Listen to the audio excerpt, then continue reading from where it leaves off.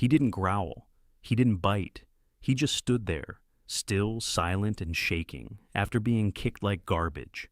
A once proud German shepherd left trembling in a concrete kennel, too afraid to even breathe. No name, no chip, no past. Just bruises, and eyes that had seen far too much. They thought he was broken beyond repair. Just another stray, another burden. But someone watched, someone cared, and what they uncovered, well, it would blow the lid off an entire system.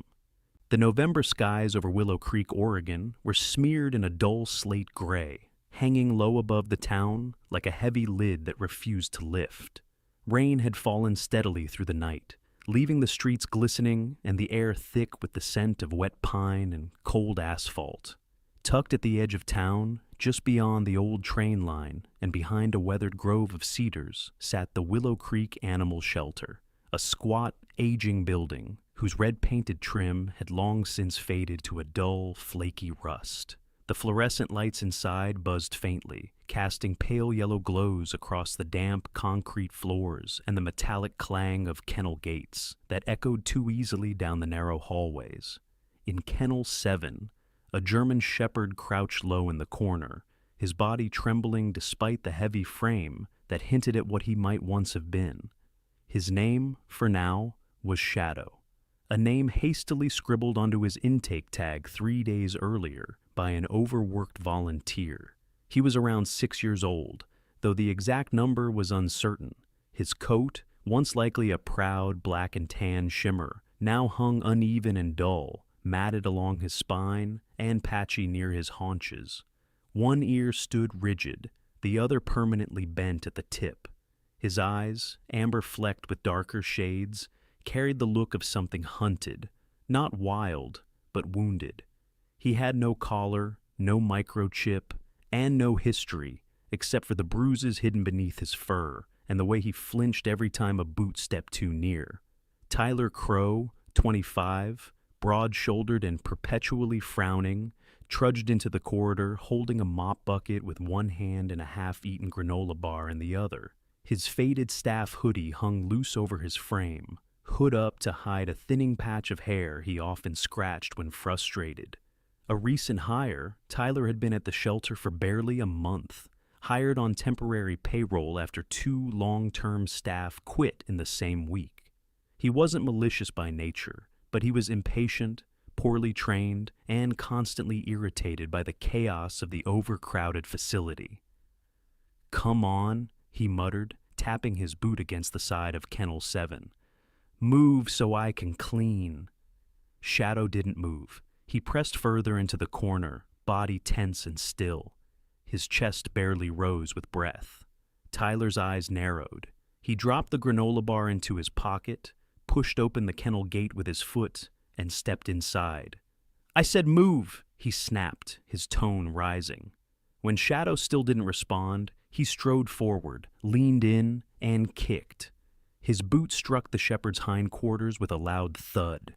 Shadow yelped, legs scrambling, claws scraping against the concrete as he stumbled sideways and hit the back wall. He didn't bark, he didn't snarl, he just collapsed into a ball, whimpering softly, his tail tucked so tightly it disappeared beneath his body. Tyler didn't say a word. He huffed, muttered something under his breath, and mopped the wet corner in silence. 3 minutes later, he walked out, muttering curses and forgetting entirely to latch the gate behind him. The security camera mounted high on the ceiling recorded every moment. Shadow didn't move at first. He stayed pressed to the wall for what felt like forever. Only the occasional twitch of his ear betrayed that he was even alive. But time passed, the shelter quieted, and slowly, ever so slowly, the shepherd inched forward, his body low and trembling. He sniffed the air, ears twitching for sound. The gate hung slightly ajar. He pushed with his nose. The latch creaked. And then, he was out. No one saw him as he padded through the hallway, head down, slipping past storage closets and laundry bins. His nails made soft, quick clicks on the floor. He avoided the front, where voices echoed and doors slammed, Instead, he turned down the back corridor, where unused cages sat stacked in shadow and broken fans hung unplugged from walls. At the end of the hall was a supply room, narrow, cluttered, and usually locked, but not today. The door had been left half open. Inside, he found a stack of old fleece blankets and towels, faded blue and green, frayed at the edges. He burrowed deep, twisting into the smallest space he could find, nose tucked beneath his paw. The scent of fabric softener and faint dog fur enveloped him like smoke. The whimpering stopped. He disappeared into silence. Later that afternoon, the front door chimed as a young woman entered, removing her rain-damp hoodie and shaking droplets from her hair. Madison Blake, 22, was in her final year of veterinary school and had just begun her volunteer rotation at the shelter that week. Tall and slim, with warm brown eyes and a ponytail that never quite stayed in place, Madison carried an air of gentle confidence despite her youth. She had grown up in rural Oregon, raised by a single mother who worked nights as a hospice nurse. From an early age, she had learned to speak softly, listen carefully, and keep her hands steady, even when her heart wasn't. She made her way to the intake board, reviewing notes from earlier shifts. Her gaze paused at the file labeled Shadow Kennel 7. A post-it in blocky handwriting read, "Possibly abused. Avoid loud voices. No sudden movements." Madison's brow furrowed. She turned toward the dog wing and walked briskly down the corridor, only to stop short in front of Kennel 7. Empty. Her pulse quickened. She checked the log. No one had signed out Shadow. She hurried to the office. "Did anyone move the German Shepherd in 7?" she asked, but was met with shrugs and silence. The search began. Every kennel, cage, corner, still nothing. Then Madison noticed the ajar supply room. She stepped inside slowly, scanning the dim space. Her eyes adjusted, and there he was. Shadow was nearly invisible among the blankets, his body wedged into the back wall, his eyes wide but dull. His tail didn't move. He didn't growl. He didn't move. Madison crouched. "Hey there, buddy," she whispered. He didn't blink. She didn't approach. She sat cross-legged, back against the wall, and pulled out her phone. For the next hour, she read softly, random sentences from her anatomy notes, case studies, and quotes she loved. Her voice was steady, barely louder than the hum of the old fridge nearby. Shadow never looked at her directly, but his tremble softened, and once he shifted, just slightly, his body facing her a degree more. She smiled but didn't speak. Later, as staff turned off hallway lights and prepared for closing, Madison walked to the front desk and wrote in neat cursive at the bottom of Shadow's file, requesting to work with Shadow personally. PTSD signs are strong. He responds to calm voice and no contact. Please approve gentle handling protocol. No one knew yet what had happened in Kennel 7 that morning. No one had watched the footage, but Madison had seen enough in those eyes to understand. This dog had been broken before, and today, someone had broken him again. She wouldn't let it happen twice. The wind in Willow Creek had shifted. It no longer carried the hard sting of rain, but instead the metallic scent of wet earth and pine needles. The skies remained overcast, with weak slivers of sunlight occasionally breaking through the clouds like hesitant apologies. At the edge of the animal shelter, in a narrow corridor that led to the seldom-used supply room, Madison. Blake pushed open the creaky door with her shoulder balancing a folded blanket in her arms and a small metal bowl of warmed chicken broth. Her boots squeaked slightly on the floor, still damp from yesterday's storm. Shadow was still there, exactly where she had left him the day before. Buried beneath a pile of old blankets, his body was barely visible, his tail curled tight to his ribs and his face half hidden in fabric folds. He didn't move as she entered. Only his ears twitched once at the sound of the door's hinges. Madison was careful not to break the silence. She was tall and slender, her face still marked by the softness of youth but grounded by the steadiness in her brown eyes. Her breath was calm as she knelt down just inside the threshold. She didn't approach him directly. Instead, she unfolded the clean blanket with slow hands and laid it across the floor a few feet from where he hid. She set the bowl of broth beside it. Then she sat cross-legged and waited. Shadow didn't come out that day. He didn't drink the broth either. But the way he watched her without the whites of his eyes showing, without his chest heaving in panic, told her something had shifted. She stayed for nearly 2 hours, her back against the wall, the cold of the floor seeping into her jeans, reading aloud from one of her textbooks in a whisper-soft voice. Over the next several days, the routine continued. Madison would arrive just after her classes, often while the other volunteers were finishing their lunch breaks. She never wore perfume. She didn't bring treats that smelled too strong. Only chicken broth, sometimes shredded turkey, and always a fresh blanket. Each time she spoke little, if at all, choosing instead to fill the space with presence rather than pressure.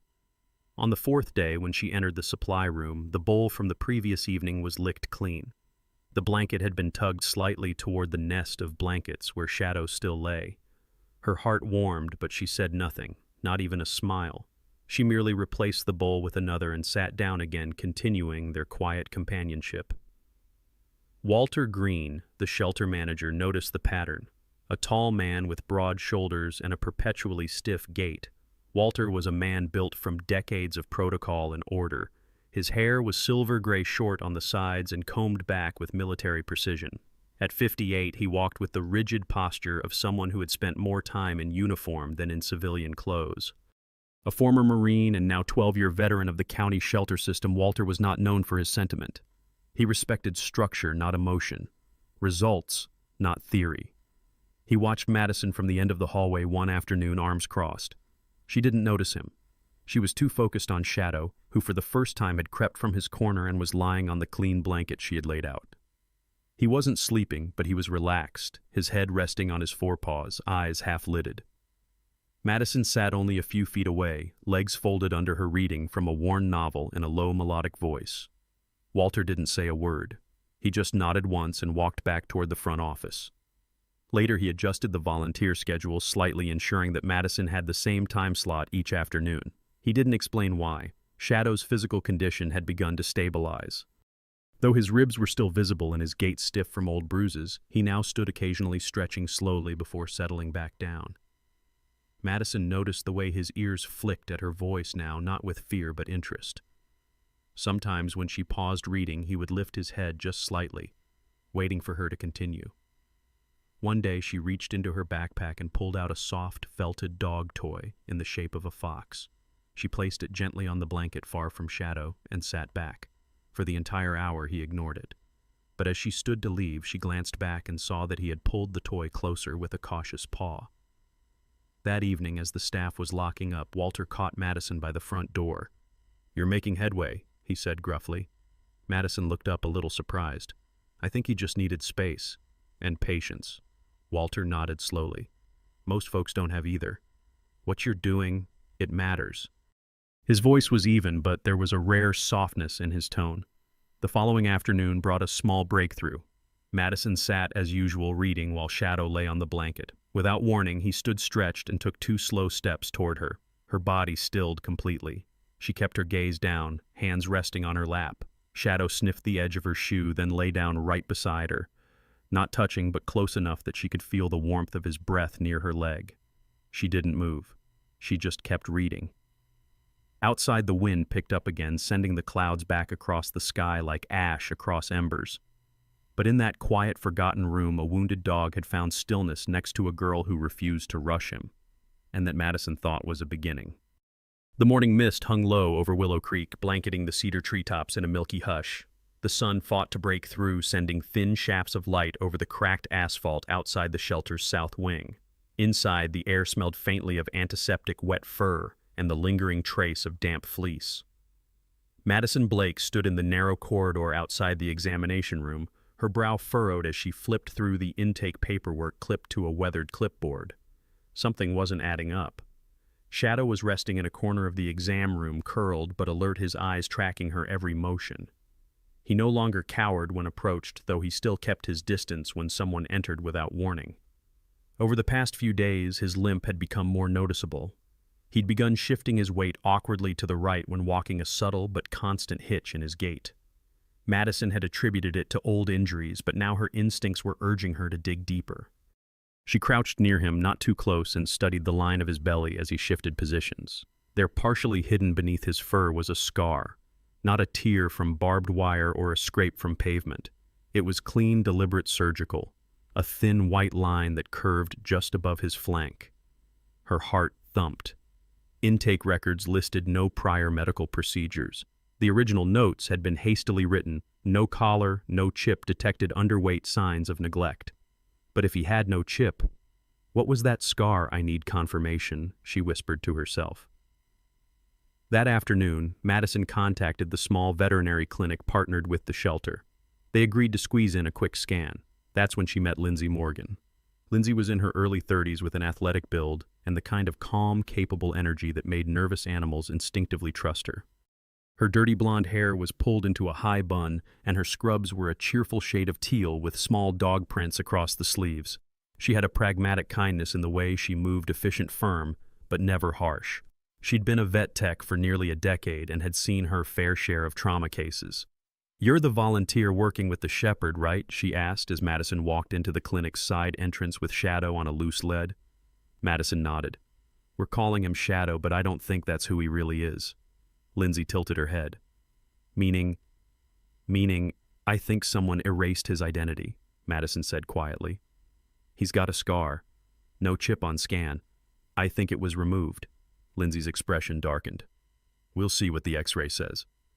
The clinic's imaging room was compact with white tile floors and softly humming machines. Lindsay moved with practiced ease, gently positioning Shadow on the padded table while Madison stood near the door, whispering calm reassurances. Shadow tensed when the machine started but didn't resist. Minutes later, the screen displayed the image in stark contrast. Lindsay leaned in, studying the frame. "There," she said, pointing to a faint shadow in the soft tissue near the shoulder. "That's scar tissue. Surgical. Someone removed a chip, all right. That's not something that happens by accident." The incision was deliberate. Madison exhaled slowly. "So he was chipped before, and someone took it out." Lindsay nodded grimly, "which means he probably wasn't just a stray, and whoever brought him in either didn't check or didn't want anyone to know who he was." Shadow stood patiently beside them, now his head lowered but no longer trembling. Madison reached out and gently placed her hand on his back. "You've been through a lot, haven't you?" Back at the shelter that evening, Madison sat at the front desk long after the others had left. The rain had returned, tapping gently against the windows. She opened the database on the ancient desktop computer and searched local missing pet reports. There were too many, most without clear photos. But a few entries caught her attention, especially one involving a German Shepherd K9 that had disappeared 3 months earlier during a training exercise outside town. The name was redacted. The file was flagged for law enforcement follow-up. Madison bit her lip. She wasn't a detective. But she knew when something didn't sit right. And Shadow, whoever he really was, didn't just wander in off the road. She looked toward the hallway where he now rested in a temporary kennel filled with soft blankets, the fox toy tucked beneath his paw. There were too many missing pieces, and somehow she had just found one. Rain had returned to Willow Creek in a slow, steady rhythm, washing the streets clean in appearance, if not in truth. Inside the shelter, the overhead lights buzzed quietly, flickering against the windows like nervous thoughts.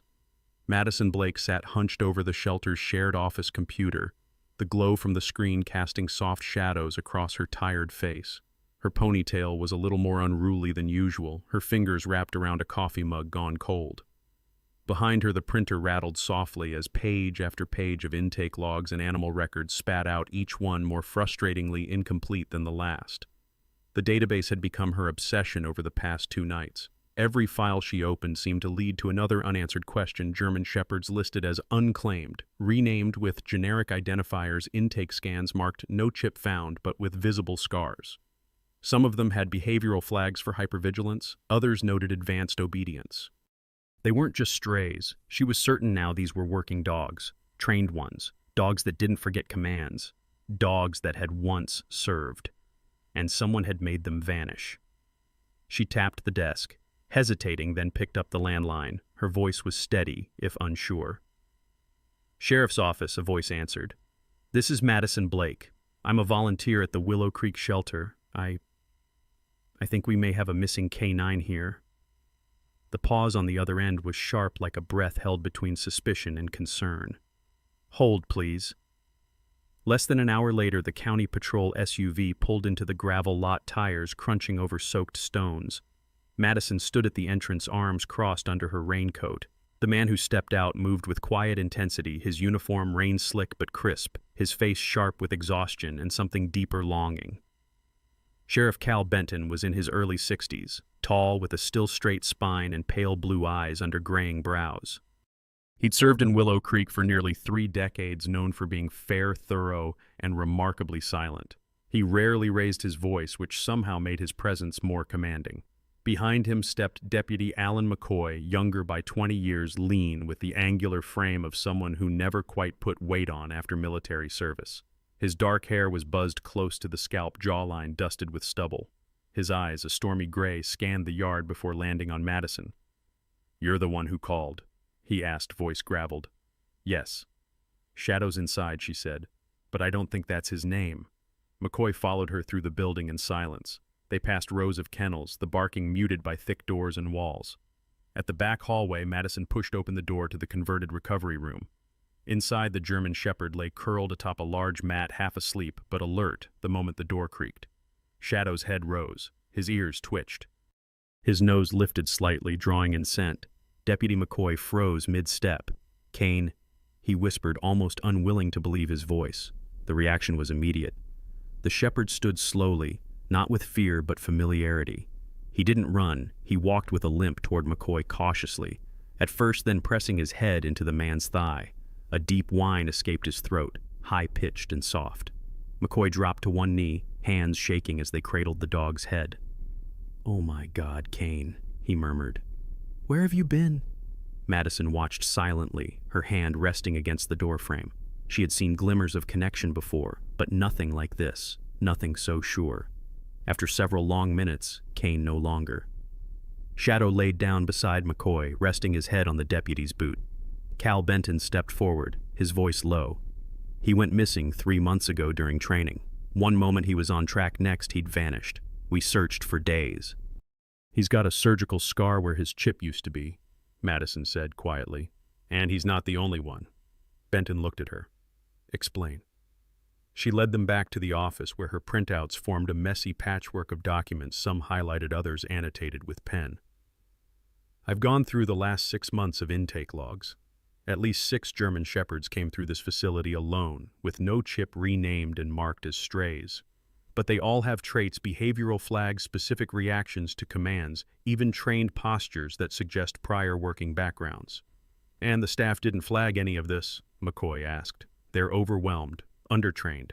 Some of the records look falsified, signatures don't match, and the intake photos are blurry or cropped." Cal Benton ran a hand down his face. "Jesus. I think someone's removing chips and identities. They're bringing them in through shelters, erasing the past." "To what end?" McCoy asked. "I don't know. But someone's going to great lengths to hide who these dogs really are." Cal's voice dropped. "And someone had access to surgical tools." They were quiet a moment.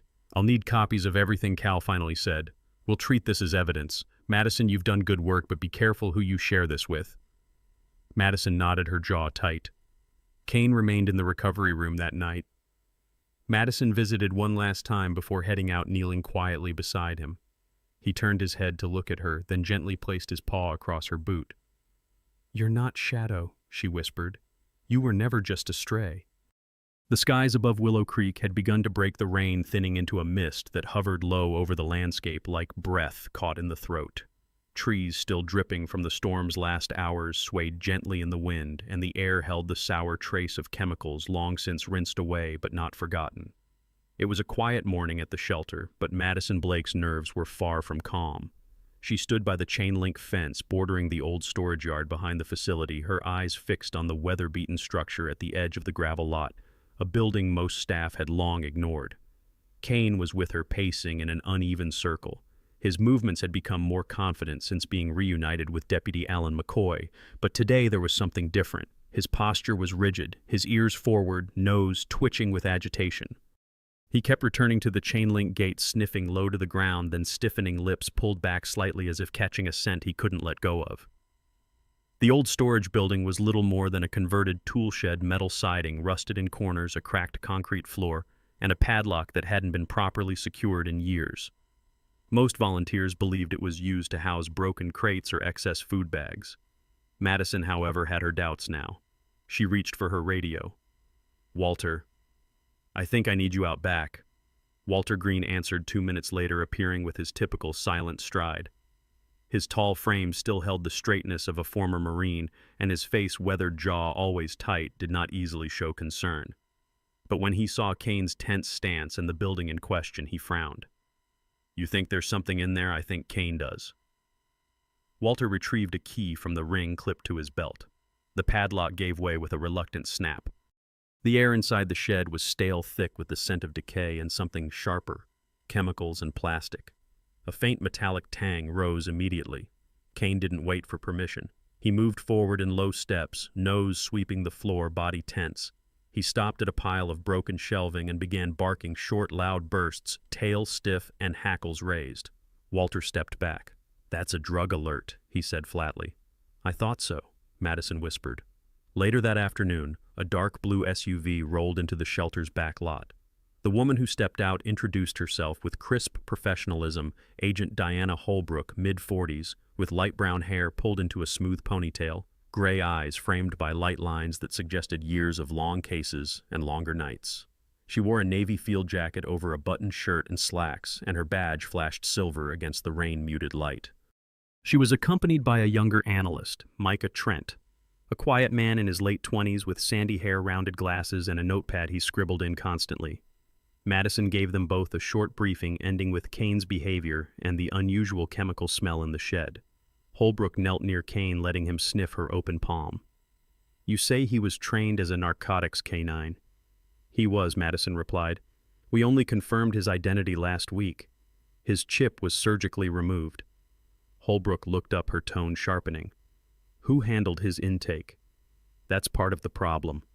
Later, as they reviewed shelter footage, the staff watched frame by frame as Tyler Crow, the former shelter employee who had been dismissed after the incident with Kane, appeared on camera walking behind the building late at night, accompanied by a man in a dark hoodie. The angle was poor, but the timestamp was clear: 2 weeks before Kane had been found wandering near the highway. "That's not a volunteer," Walter muttered. "No," Madison agreed. "That's Gregory Ellis. He used to work here, got fired last year for suspicion of animal transport fraud." Holbrook's eyes narrowed. "That name's come up in other reports. He's been on a list."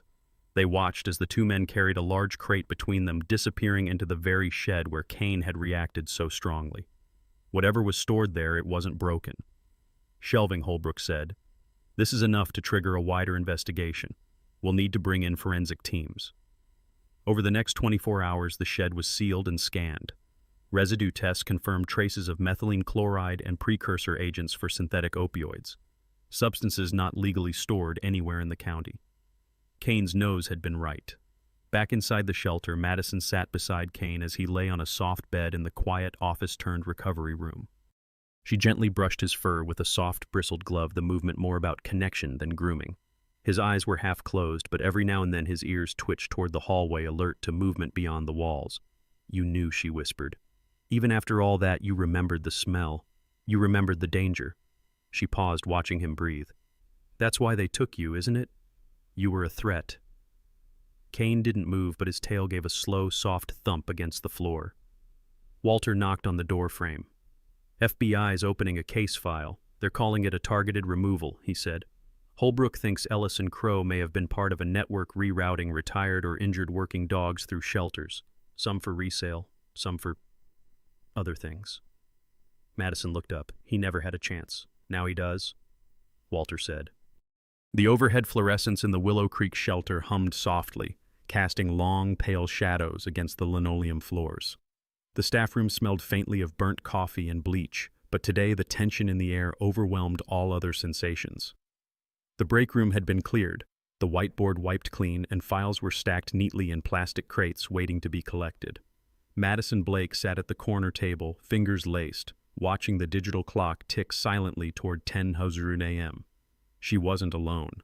Across from her sat Agent Diana Holbrook, sleeves rolled to her elbows, glasses resting on the bridge of her nose as she reviewed a file labeled Operation Phantom Collar. Her face, usually calm and composed, was grim today. Beside her, Micah Trent flipped through intake logs, a yellow highlighter leaving long streaks on a spreadsheet filled with numbers that no longer made sense in isolation, but together formed a chilling pattern. Over the past week, the FBI's forensic team had combed through every corner of the shelter storage units, staff computers, supply receipts, even the central scanner used to detect microchips. What they found was not only disturbing, it was calculated. A database had been altered. Dozens of canine entries had been falsified, names changed, training histories erased, microchip readings omitted or falsely logged as not detected. Dogs like Kane, trained canines with real-world experience, had been rerouted through the shelter under the guise of being unclaimed strays. This isn't just negligence, Holbrook said without looking up. This was coordinated. Whoever did this knew how to manipulate the system. They erased identities with precision. Madison swallowed hard. And Kane, he was one of many. Micah said, his voice low. But he's the only one recovered alive with enough intact behavior to prove prior training. Holbrook added, and the only one who remembered enough to lead us to the chemical site. The truth felt heavier than the air in the room.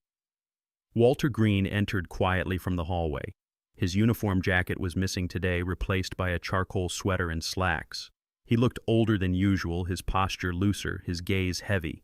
He had handed in his resignation letter that morning. Walter was a man of few regrets, but this clearly was one. I should have seen it, he said, simply settling into the chair beside Madison. You were managing a facility running beyond capacity, Holbrook replied. 3 staff doing the work of 10. No one's blaming you for missing doctored paperwork. Walter looked down at the tabletop. That's not the point. Madison turned to him gently. What matters now is what we do with what we've found. By noon, the local news had been notified. A press release was issued coordinated with the FBI and the county sheriff's office. Terms like interstate trafficking, working dog exploitation, and fraudulent sheltering practices dominated the headlines. A task force would be assembled, and shelters in 3 other counties were now under investigation. But within the shelter, change had already begun. That afternoon, a meeting was held in the main hall. Staff and volunteers gathered in a semicircle of plastic chairs, some clutching coffee, others sitting with crossed arms, unsure what the day would bring. At the front stood Walter, holding a folder with his final notes, and Madison nervous, upright, and trying not to fidget. Walter cleared his throat. This place needs new direction, someone who listens, who sees what others don't. Someone who doesn't rush the broken to heal. He looked at Madison. Starting today, Madison Blake will serve as interim program coordinator for shelter reform. That includes a new initiative we're calling the Second Guard. There were murmurs across the room. She'll be leading the shelter's trauma recovery and canine rehabilitation program with Kane as the founding case. Madison stepped forward. I'm not here to change everything overnight, but I do believe in this work. I believe that what was taken from these dogs can be given back in trust, in care, and in time. Later, in what was once the old intake room, Madison helped set up the first space designated for canine trauma recovery. Soft lighting replaced the flickering fluorescence. New blankets were donated by the community. Calm music played from a small speaker. Kane lay in the center of the room, head resting on his front paws, watching everything with quiet alertness. A reporter stopped by late in the day. Emily Hartwell, early 40s, tall, with sleek brown hair dressed in muted tones, and the kind of reporter's notebook that looked well-worn and battle-tested. Her questions were quick-clipped but respectful. You're calling this a pilot for statewide shelter reform, she asked Madison. We're hoping to be the proof it works, Madison answered. And Kane. He's not just a survivor, Madison said. He's the reason we found the truth. Kane shifted, standing slowly to move beside Madison. He didn't bark. He didn't need to. His presence said everything. The mornings at Willow Creek had changed. Not in the weather, fog still crept low over the hills and the air still carried the sharp scent of pine and distant wood smoke, but in something quieter, subtler. Inside the shelter's east wing, where the old intake cages had once echoed with barking and fear, a new kind of stillness had settled in. It wasn't silence born of despair, but of calm. A hush that made room for healing. This part of the facility now bore a new name, the Recovery Hall, or as Madison preferred to call it, the corridor of renewal. Soft, indirect lighting had replaced the harsh fluorescence. The walls were painted in shades of sage and cream.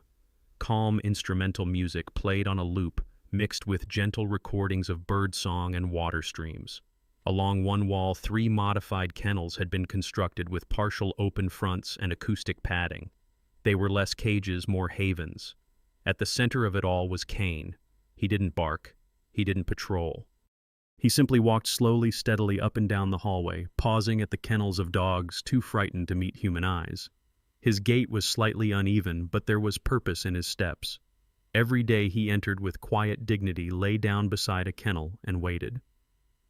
The first to respond was a brindled terrier named Chico, a 5-year-old mix who had arrived after being seized from a backyard fighting ring in a neighboring county.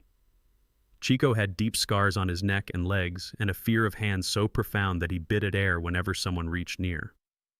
The first time Kane lay outside Chico's kennel, the terrier growled low and pressed into the back corner. Kane didn't flinch. He simply turned his back and lay facing the opposite direction, a signal of non-aggression so subtle only someone trained would recognize it. Within 5 days, Chico had begun inching forward. By day 7, he was resting with his head near the kennel bar's nose mere inches from Kane's flank.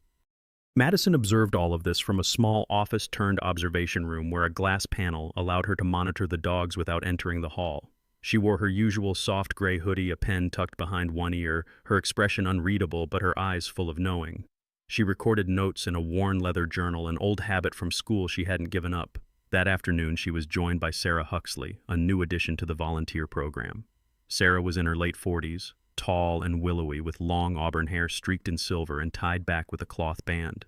She had a gentle demeanor, but her voice carried weight when she spoke. A former special education teacher, Sarah had left the school system after a personal trauma. Her only son, a Marine, had died overseas 2 years earlier. Since then, she had become quietly dedicated to animal therapy and post-traumatic recovery. I read the intake notes on Kane, Sarah said, standing beside Madison with her arms crossed. But watching him, he doesn't just comfort them, he teaches them. Madison nodded. He shows them how to be safe without forcing them to trust. That's something most of us forget. We want to be the hero, the savior. But Kane just listens.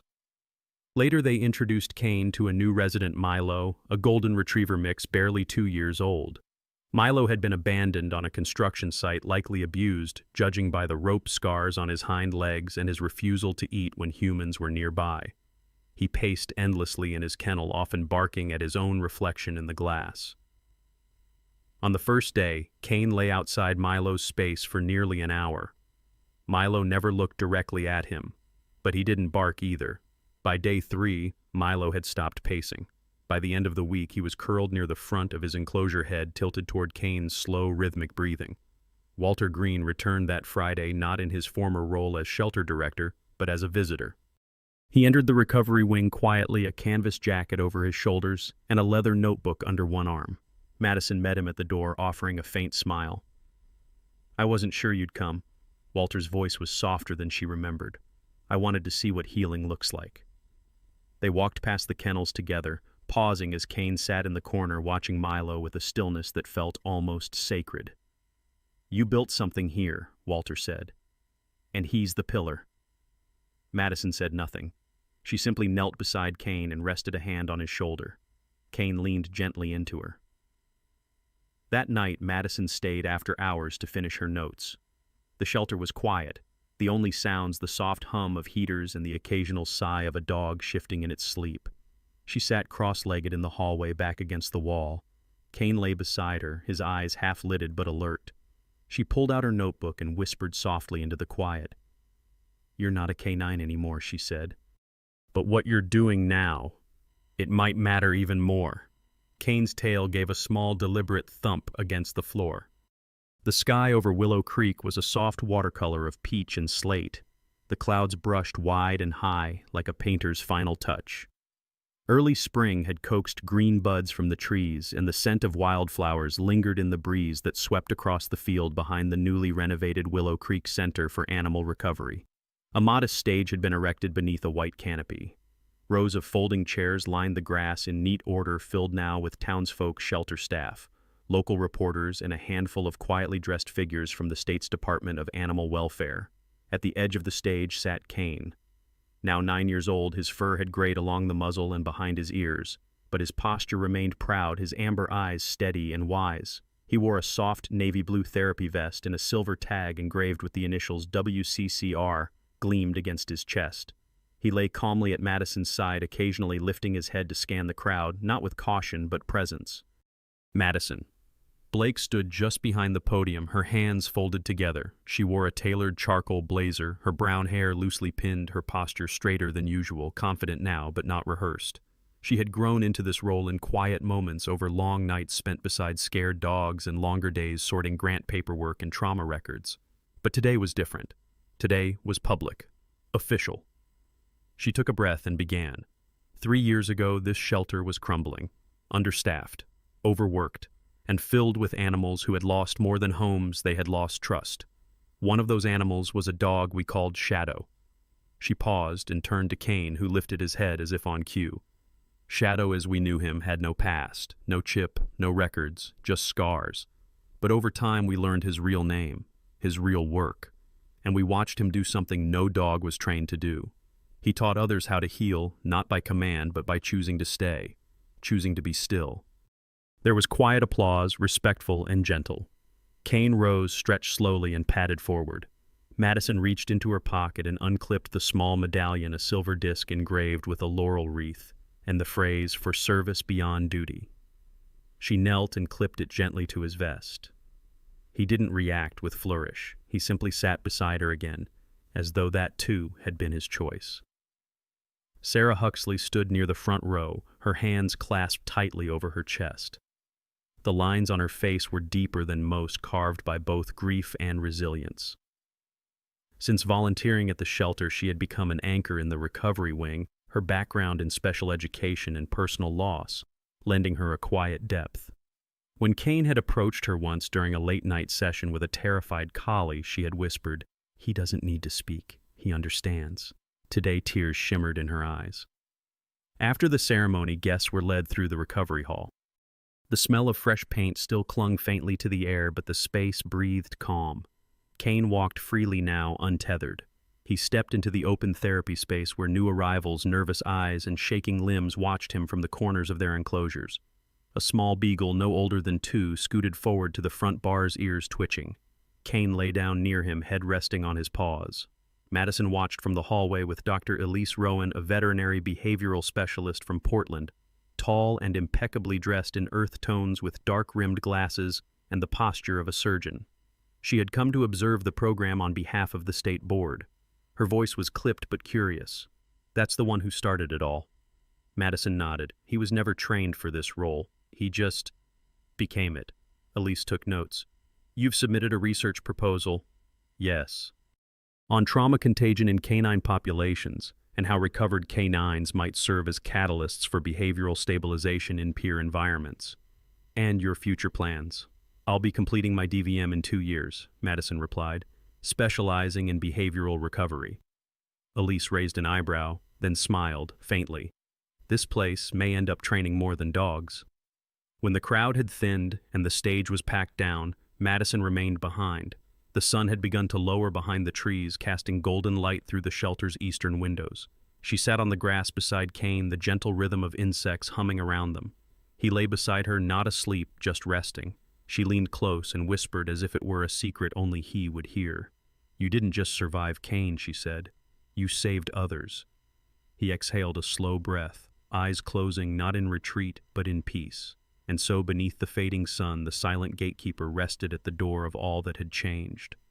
Sometimes the ones who teach us the most about healing are the ones who cannot speak at all. Kane was discarded, forgotten, and wounded in both body and spirit. But through patience, love, and faith, he became more than a survivor. He became a quiet guardian for others who had lost their way. In a world where so many are broken people and animals alike, this story reminds us that no soul is too far gone for redemption. That healing isn't always loud. Sometimes it lies in presence, in stillness, in the quiet choice to stay beside someone hurting. And perhaps, just perhaps, it is in those moments we witness a miracle.